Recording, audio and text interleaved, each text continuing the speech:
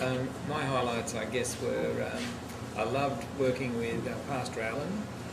We got on like the proverbial house on fire. We just had a really good bonding and could second guess each other. And so it was wonderful to work in harmony with someone in ministry.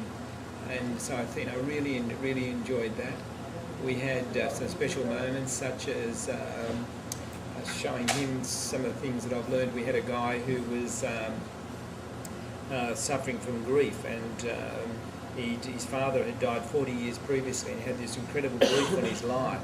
And just working with him, ministering into his life, and seeing the joy which ultimately came in Christ, that was a very special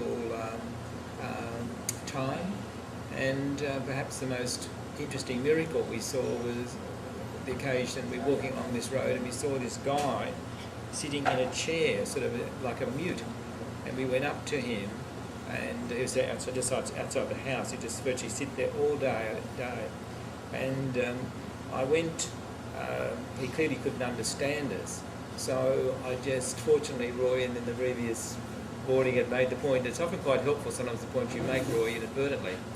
Perhaps that sometimes you shouldn't go into the like our routine, and so I just prayed straight for him and just asked the Lord to heal him. Well, then he could start to hear. He got some hearing. He'd had a hearing back, and then he started to talk, and he started to have a bit of momentum, and then we were able to share the gospel with him, and that was just very special to see a person retain the mobility. He'd had suffered, when he could speak to us, he told us he'd suffered at least 3 major strokes, which had totally paralysed his body, and so he had been condemned to be a vegetable living, sitting in this chair.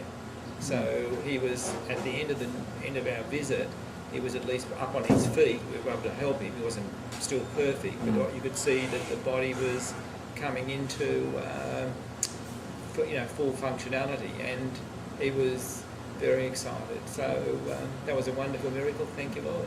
Yeah, praise God.